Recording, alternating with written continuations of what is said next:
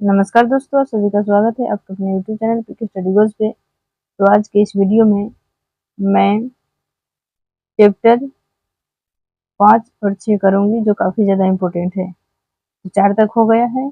हिंदी की सबसे नई शुरुआत करते हैं, जो कि काफ़ी ज़्यादा इम्पोर्टेंट है। पहले थ्योरी करेंगे, उसके बाद हम क्वेश्चन करेंगे, चैप्टर वाइज क्वेश्चन करेंगे। तो चलिए स्टार्ट करते हैं। रहीम के दोहे, इनके रचनाकार हैं अब्दुल रहीम खान खाना। रहीम दास का मूल नाम अब्दुल रहीम खान खाना था। इनकी रचनाओं का खोज सर्वप्रथम भरतपुर के माया शंकर याज्ञिक ने किया। रहीम दास भक्ति काल के प्रसिद्ध कवि थे। ऐसा माना जाता है कि उनका जन्म 16वीं शताब्दी में हुआ था। यानी कि उनका जन्म 16वीं शताब्दी कहे तो 1500 के बाद और 1600 से पहले इनका जन्म हुआ था। इन्होंने नीति और भक्ति और प्रेम संबंधी रचनाएं की। इन्होंने अवधी और ब्रज भाषा दोनों में कविताएं लिखी है। रहीम रामायण, महाभारत आदि प्रसिद्ध ग्रंथों के जानकार थे। इनकी मृत्यु 17वीं शताब्दी में हुई थी। आज भी आम जन जीवन में इनके दोहे बहुत लोकप्रिय है। दोहावली, नगर शोभा, श्रृंगार, सोरठा, मदनास्तक तथा बरबे नायिका भेद रहीम दास की प्रमुख रचनाएं हैं। बरबे नायिका भेद अवधी भाषा में रचित प्रथम रीति निपूरक ग्रंथ है। रहीम के दोहे पाठ में रहीम ने जीवन के महत्वपूर्ण संदेशों को सरल भाषा में व्यक्त किया है।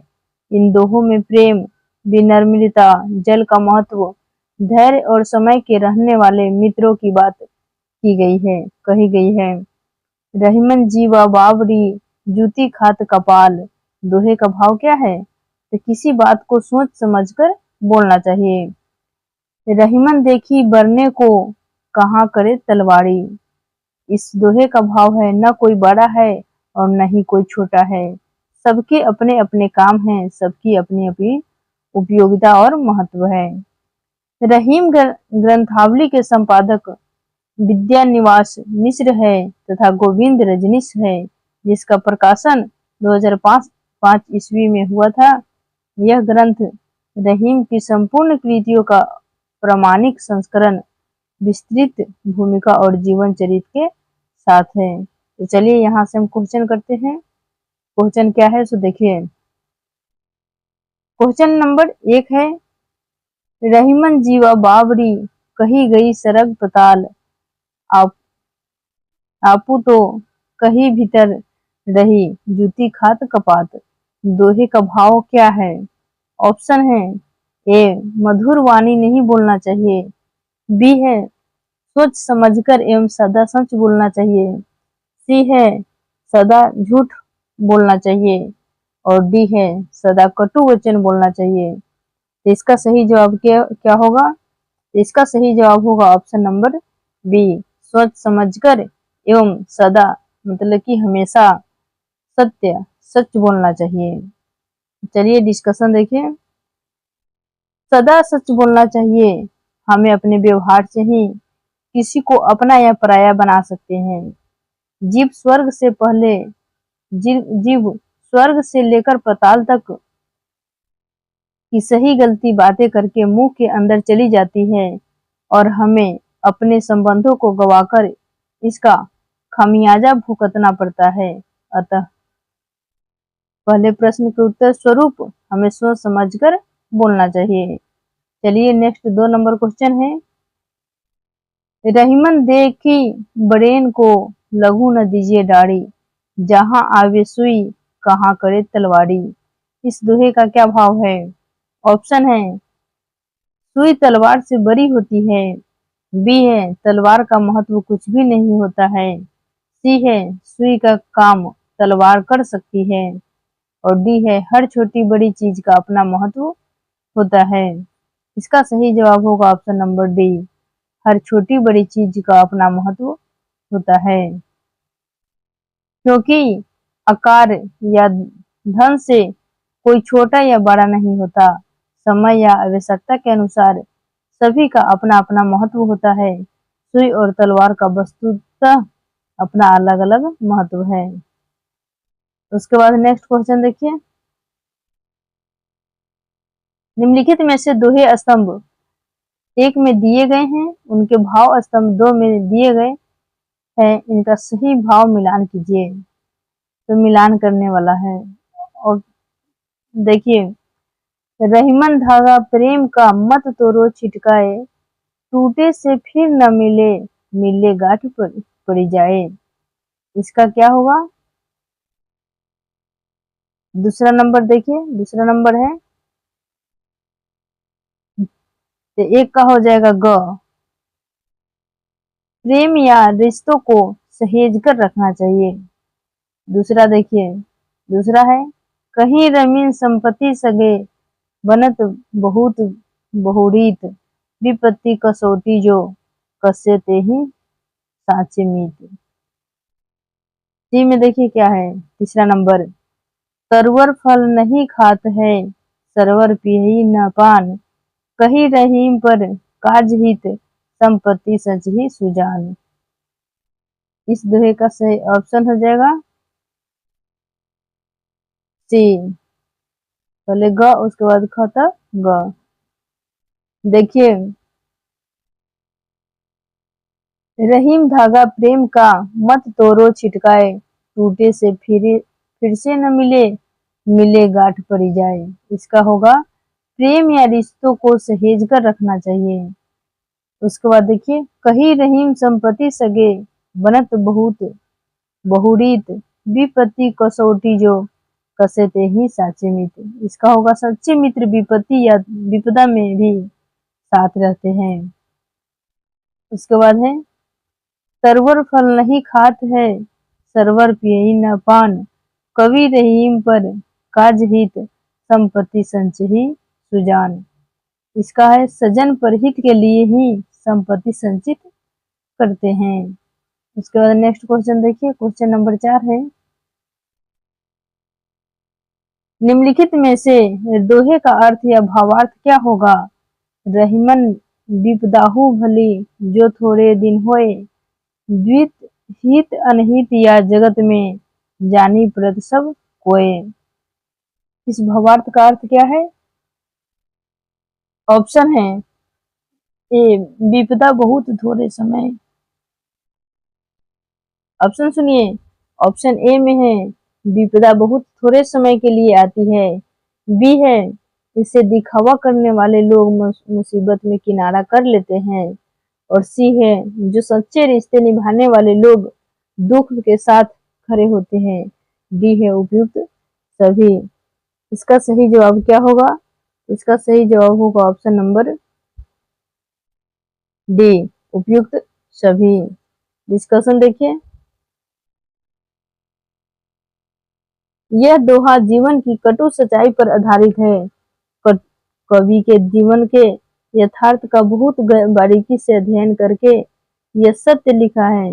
यदि थोड़े समय के लिए विपदा अर्थात दुख या मुसीबत आकर जल्दी समाप्त हो जाती है, तो यह अच्छी बात है कि कवि समय तक रहने वाली कठिनाई या मुसीबत को भला नहीं कर रहे हैं। छोटे से समय के लिए आने वाली मुसीबत ये हमें बहुत कुछ बता देती है।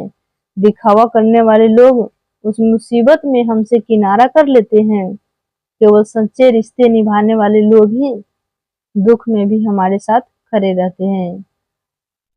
उसके बाद देखिए 5 नंबर क्वेश्चन है, रहीमन धागा प्रेम का मत तोड़ो चटकाए, टूटे से फिर ना जुड़े, जुड़े गांठ पर जाए। दोहे का अर्थ क्या होगा? दोहे का अर्थ देखिए क्या होगा। इसका सही जवाब है ऑप्शन नंबर बी, प्रेम का धागा नाजुक होता है, इसे तोड़ना नहीं चाहिए। तो यह फिर नहीं जुड़ता, और अगर जुड़ भी गया तो उसमें गांठ पड़ जाती है, जो संबंध जैसा नहीं रह जाता है।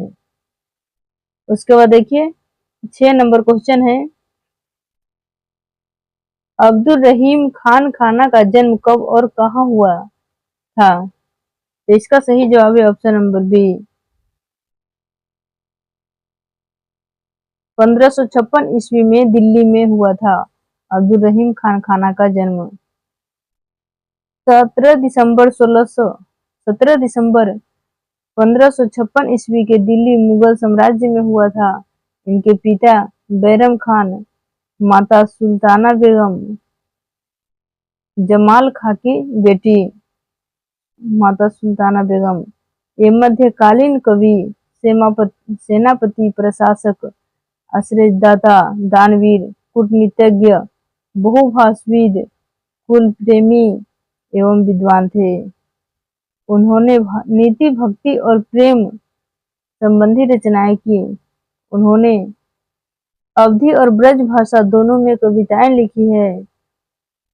अवधी में हो गया रहीम, रामायण, महाभारत आदि प्रसिद्ध ग्रंथों के अच्छे जानकार थे।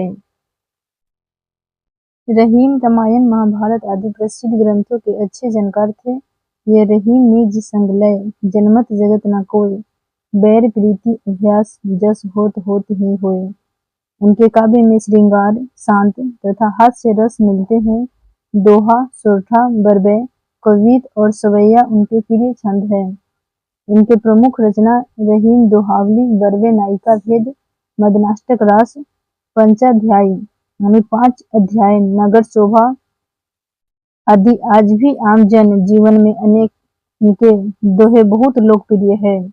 इनका सन 1 अक्टूबर 1627 ईस्वी के आगरा मुगल साम्राज्य में निधन हो गया, यानी मृत्यु हो गया। नेक्स्ट क्वेश्चन 7 नंबर क्वेश्चन है, रहीम ग्रंथावली के संपादक कौन है? ऑप्शन है कुबेर नाथ राय, बी है विद्यानिवास मिश्र, गोविंद रजनीश, सी है रामचंद्र शुक्ल और डी हजारी प्रसाद द्विवेदी। इसका सही जवाब होगा ऑप्शन नंबर बी, विद्यानिवास मिश्र, गोविंद रजनीश। रहीम ग्रंथावली के संपादक विद्यानिवास मिश्र तथा गोविंद रजनीश है। नेक्स्ट 8 नंबर क्वेश्चन है, विद्यानिवास मिश्र द्वारा संपादित रहीम ग्रंथावली कब प्रकाशित हुई थी? ऑप्शन 2005, 2004, 2003 और 2008। इसका सही जवाब है ऑप्शन नंबर ए, 2005 ईस्वी। विद्यानिवास मिश्र द्वारा संपादित रहीम ग्रंथावली 2005 ईस्वी में प्रकाशित हुई थी। यहाँ पे तो होगा। उसके बाद नेक्स्ट चैप्टर देखिए, 6 नंबर चैप्टर है मेरी माँ, राम प्रसाद बिस्मिल द्वारा रचित है। मेरी माँ, अगर आप माँ से प्यार करते हो तो चैनल को सब्सक्राइब कीजिएगा। चलिए कहानी देखते हैं। मेरी माँ राम प्रसाद बिस्मिल की आत्मकथा का ही एक अंश है। भारत के स्वतंत्रता संग्राम में अनेक क्रांतिकारी वीरों ने अपना बलिदान दिया। शरफ जोशी की तमन्ना अब हमारे दिल में है। इनके बहुत ही रोचक आत्मकथा है। जैसे तराना लिखने वाले राम प्रसाद बिस्मिल भी उन्हीं क्रांतिकारियों में से एक थे। मात्र 30 वर्ष की आयु में अंग्रेज सरकार द्वारा उन्हें फांसी पर लटका दिया गया था। असाधारण प्रतिभा की प्रति धनी राम प्रसाद बिस्मिल एक अच्छे कवि और लेखक भी थे, किंतु यह इच्छा पूर्ण होती नहीं दिखाई देती। इस वाक्य से बिस्मिल को अपनी माँ की जीवन प्रयत्न सेवा करने की इच्छा के पूर्व न होने की आशंका थी। राम प्रसाद बिस्मिल की माँ का सबसे बड़ा आदेश यह था कि कभी किसी के प्राण न लेना। राम प्रसाद बिस्मिल जी क्या कहते हैं सो देखिए। राम प्रसाद बिस्मिल के शौर्य और देशभक्ति की अनेक कहानियां हैं। भगत सिंह उनकी प्रशंसा करते थे और कहते थे कि यदि बिस्मिल किसी अन्य देश या समय में जन्मे होते तो वे सेनाध्यक्ष बनते। बिस्मिल ने जेल में रहते हुए अपनी आत्मकथा निज जीवन की एक छटा लिखी। इस पुस्तक में अंग्रेजों के होश उड़ा दिया और लोगों में स्वतंत्रता की ज्वाला प्रज्वलित कर दी। बिस्मिल के जीवन में उनके माता पिता का विशेष योगदान था। वह अपनी माँ को वह साहसी और दृढ़ निश्चय महिला के रूप में कठिनाइयों का सामना किया, बल्कि अपने बेटे को भी जीवन के संघर्षों से निपटने के लिए तैयार किया। बिस्मिल की माँ एक अनपढ़ गांव की लड़की थी जो कम उम्र में विवाह करके शहर आई और धीरे धीरे अपने घर परिवार के काम काज को संभाला। उन्होंने अपनी रुचि और जिज्ञासा के चलते हिंदी पढ़ना लिखना भी सीखा, जो उस समय की ग्रामीण महिलाओं के लिए असामान्य था। उनकी मां ने उन्हें हमेशा सत्य, ईमानदारी और नैतिकता के मार्ग पर चलने की प्रेरणा दी। जब राम प्रसाद बिस्मिल ने स्वतंत्रता संग्राम में हिस्सा लिया, तभी उनकी मां ने उनका पूर्ण समर्थन किया, भले ही उनके लिए आसान नहीं था। बिस्मिल की मां का कहना था कि कभी किसी के प्राण नहीं लेने चाहिए, चाहे वह शत्रु कहते हैं दुश्मन को, चाहे वह शत्रु ही क्यों न हो। यह उनके विचारों की उदारता और उच्च नैतिकता को दर्शाता है। माँ के संस्कार और उनके दिए गए शिक्षाओं ने राम प्रसाद को एक मजबूत और साहसी इंसान बनाया। राम प्रसाद की माँ मुरली देवी का सबसे बड़ा आदर्श था कि सत्य और ईमानदारी का पालन करना। इस पाठ में यह स्पष्ट किया गया है कि उनकी माँ मुरली देवी ने न केवल उनके जीवन में व्यवहारिक सबक सिखाए, बल्कि उनके धार्मिक और आध्यात्मिक मार्गदर्शन भी किया।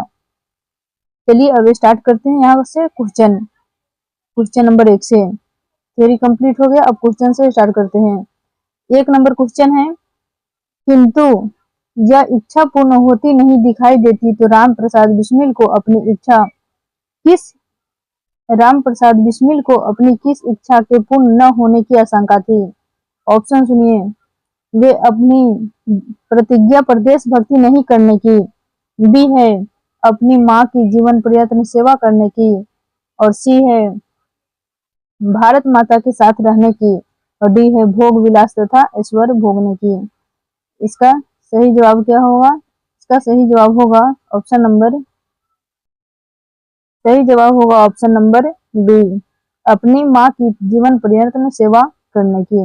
बिस्मिल जी की इच्छा थी अपनी माँ की जीवन पर्यंत सेवा करने की थी, लेकिन यह पूर्ण न हो सकी क्योंकि बिस्मिल सच्चे देशभक्त थे। देशभक्त की राह पर चलने में उनकी माँ ने उन्हें सहारा देने के साथ साथ प्रेरित किया। जीवन को सही दिशा देने वाली अपनी माँ से वो बहुत प्रेम करते थे। वह स्वतंत्रता मिलने के पश्चात अपनी जन्मदात्री की सेवा करना चाहते थे। उन्हें मृत्यु दंड दिया जा चुका था और अतः उनके जीवन का अंत जेल में ही हो जाना था। नेक्स्ट 2 नंबर क्वेश्चन है, राम प्रसाद बिस्मिल की मां का सबसे बड़ा आदेश क्या था? ऑप्शन ए है सभी से छल करना, बी सदा झूठ बोलना, सी देश की सेवा न करना, डी है कभी किसी शत्रु के प्राण न लेना। इसका सही जवाब है ऑप्शन नंबर डी, कभी किसी शत्रु के प्राण न लेना, यानी दुश्मन के प्राण नहीं लेना।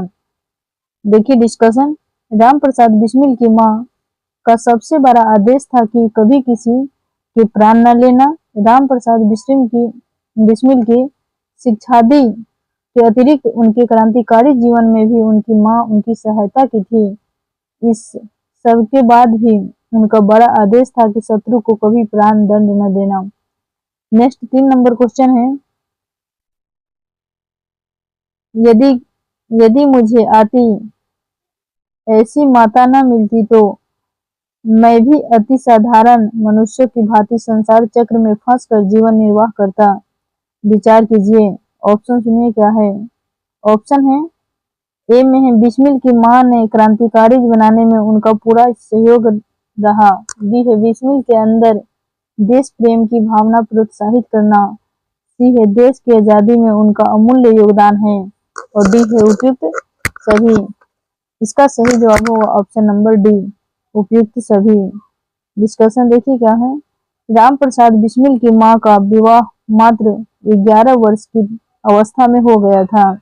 उस समय वह अशिक्षित थी। अपनी इच्छा शक्ति लगन के बल पर उन्होंने घर पर ही अपने सहेली से अक्षर ज्ञान लिया। ग्रामीण परिवेश में पत्नी बनी। उनकी मां उदार विचारों वाली थी। उनके पिताजी व दादाजी के विरोध के बावजूद उन्होंने अपने पुत्र को देश प्रेम की भावना प्रोत्साहित करने व क्रांतिकारी बनने में उनका सहयोग दिया। देश की आजादी में उनका अमूल्य योगदान है। उसका श्रेय अपनी मां को ही जाता है। मां की शिक्षा और सहयोग के बिना तो वह भी साधारण मनुष्यों वाला जीवन भी व्यतीत करते, जिसे होने से मेरी दुनिया रोशन है, वो मेरी माँ है। नेक्स्ट क्वेश्चन देखिए, 4 नंबर क्वेश्चन है, उनके इस आदेश की पूर्ति करने के लिए इसे मजबूरन एक बार अपनी प्रतिज्ञा भंग करनी थी। ऑप्शन है बिस्मिल ने कोई प्रतिज्ञा नहीं ली थी। बी है आत्मरक्षा के लिए क्रांतिकारी दल हथियार भी रखने थे। सी है बिस्मिल आत्मरक्षा के लिए हथियार नहीं रखते थे। और डी है बिस्मिल क्रांतिकारी नहीं थे। इसका सही जवाब है ऑप्शन नंबर बी, आत्मरक्षा के लिए क्रांतिकारी दल हथियार भी रखने थे। डिस्कशन देखिए, बिस्मिल की मां का कहना था कि कभी किसी की प्राण हानि मत करना और कभी शत्रु को प्राण दंड न देना। राम प्रसाद बिस्मिल क्रांतिकारी थे। क्रांतिकारी दल आत्मरक्षा के लिए अपने पास हथियार भी रखता था। क्रांतिकारी सदस्यों के दल के प्रति वफादारी के साथ साथ अन्य कठोर प्रतिज्ञा भी करनी होती, अन्यथा वे अपना उद्देश्य पूरा नहीं कर सकते थे। फिर भी उन्होंने अपनी मां के आदेश का पालन किया। जीवन की मातृत्व में अधिक महत्वपूर्ण कोई भूमिका नहीं है। नेक्स्ट 5 नंबर क्वेश्चन है, राम प्रसाद बिस्मिल की मां शिक्षा के महत्व को समझती थी। ऑप्शन है शिक्षा के महत्व को नहीं समझती थी। बी है शिक्षा से जीवन मूल्यों का सुधार नहीं किया जा सकता है। और सी है शिक्षा से ही जीवन मूल्यों में सुधार किया जा सकता है। डी है बिस्मिल धर्म के मार्ग पर नहीं चलते थे। इसका सही जवाब है ऑप्शन नंबर सी, शिक्षा से ही जीवन मूल्यों में सुधार किया जा सकता है। इसका डिस्कशन देखिए, आज से कई दशक पहले बिस्मिल की मां शिक्षा के महत्व को समझती थी, तभी तो ग्रामीण परिवेश से आई अनपढ़ बालिका ने जब ससुराल की जिम्मेदारी को निभाना सीख लिया, तब उन्होंने घर के कामकाज निपटाकर थकी होने के बावजूद अपने घर पर आने वाली अपनी शिक्षित सखियों की शिक्षा का लाभ उठाकर पढ़ना लिखना सीखा। पढ़कर अपनी बेटियों की पढ़ाई में भी उनकी सहायता की। अपनी शिक्षा और वाणी से बिस्मिल के जीवन में मूल्यों में सुधार किया। माँ का प्रोत्साहन ही परिणाम था। राम प्रसाद बिस्मिल धर्म के मार्ग पर उत्तम शिक्षा ग्रहण कर सके। नेक्स्ट क्वेश्चन है, 6 नंबर क्वेश्चन है, राम प्रसाद बिस्मिल की मां स्वतंत्र और उदार विचारों वाली थी। तो कौन सा? तो ऑप्शन है बिस्मिल की मां इनका समर्थन नहीं करती थी। बी है बिस्मिल की मां क्षत्रियों को मृत्यु दंड देने से मना किया था। और सी है बिस्मिल की मां क्रांतिकारी गतिविधियों में शामिल न होने को कहा था। डी है बिस्मिल की मां ने कहा शत्रु को मृत्यु दंड दो। इसका सही जवाब है ऑप्शन नंबर बी, बिस्मिल की मां शत्रुओं को मृत्यु दंड देने से मना किया था। डिस्कशन देखिए, बिस्मिल की मां उन्हें देश सेवा और क्रांतिकारी गतिविधियों में शामिल होने के लिए प्रोत्साहित करती थी। वे स्वयं शिक्षा प्राप्त करने के लिए प्रयासरत थी। वे बिस्मिल के विचारों का समर्थन करती थी, भले ही इसके लिए उन्हें परिवार के सदस्यों का नाराजगी झेलनी पड़ती थी। साथ साथ उन्होंने क्रांतिकारी पुत्र को शत्रु को मृत्यु दंड देने के लिए मना किया था। बिस्मिल की मां स्वतंत्र उदार विचार वाली महिला थी। नेक्स्ट 7 नंबर क्वेश्चन है, राम प्रसाद बिस्मिल के मित्रों में कौन शामिल है? ऑप्शन है अशफाक उल्ला खां, बी राजेंद्र लाहिड़ी और सी भगत सिंह और डी उपयुक्त सही। इसका सही जवाब है ऑप्शन नंबर डी, उपयुक्त सभी।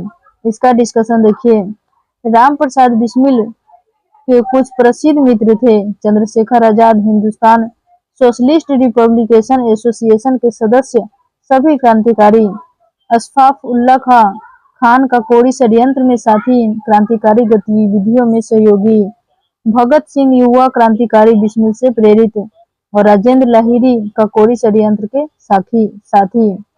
नेक्स्ट 8 नंबर क्वेश्चन है, निम्नलिखित में से शब्द का सही अर्थ या संदर्भ का मिलान कीजिए। यहाँ पे मिलान करना है, तो शब्द क्या है और इसका अर्थ संदर्भ क्या है। तो देखिए, देवनागरी और पहला है क में है, सिखों के 10वें और अंतिम गुरु थे। उन्होंने खालसा पंथ की स्थापना किए थे। तो किसने किए थे? तो हो जाएगा इसका गोविंद सिंह। चौथा का हो जाएगा क, क्योंकि गोविंद सिंह ने आर्य सिखों के 10वें और अंतिम गुरु थे। उन्होंने खालसा पंथ की स्थापना की थी। आर्य समाज, इसका डायरेक्ट हम मिलान ही देखते हैं। देखिए क्या होगा,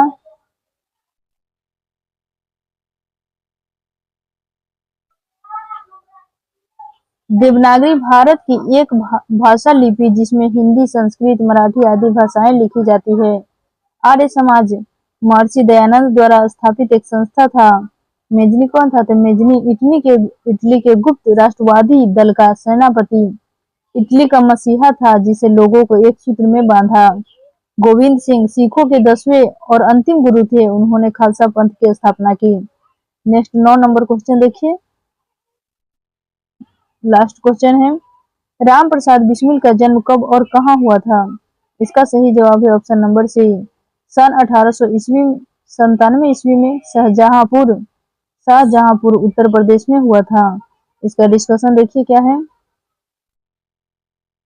राम प्रसाद बिस्मिल का जन्म 11 जून 1897 ईस्वी में उत्तर प्रदेश के शाहजहांपुर जिले में हुआ था। इनके पिता मुरलीधर और माता मूलमती देवी के घर हुआ था। उनका जन्म एक तोमर राजपूत परिवार में हुआ था। वे एक भारतीय कवि, लेखक और क्रांतिकारी थे जिन्होंने ब्रिटिश राज 1918 के मैनपुरी षड्यंत्र और 1925 के काकोरी षड्यंत्र किया। इनका अन्य नाम टक्कर मारना अज्ञात बिस्मिल था। इनके संगठन हिंदुस्तान रिपब्लिकेशन एसोसिएशन के संस्थापक सदस्यों में एक था। उन्होंने भारत में ब्रिटिश राज काल के दौरान युद्ध घोष के रूप में सरफ जोशी की तमन्ना अब हमारे दिल में है, मन की लहर और स्वदेशी रंग जैसी कविताओं को अमर कर दिया। यह पहली बार दिल्ली से प्रकाशित पत्रिका सभा में प्रकाशित हुई थी। उनकी आत्मकथा काफी चर्चित रही। मेरी माँ उनकी आत्मकथा का एक ही अंश है। उनकी क्रांतिकारी गतिविधियों के कारण उन्हें 19 दिसंबर 1927 ईस्वी को फांसी दे दी गई। चलिए समाप्त करते हैं, उनका तो फांसी हो गया। Thanks for watching us. मिलेंगे नेक्स्ट वीडियो में। जय हिंद, जय भारत।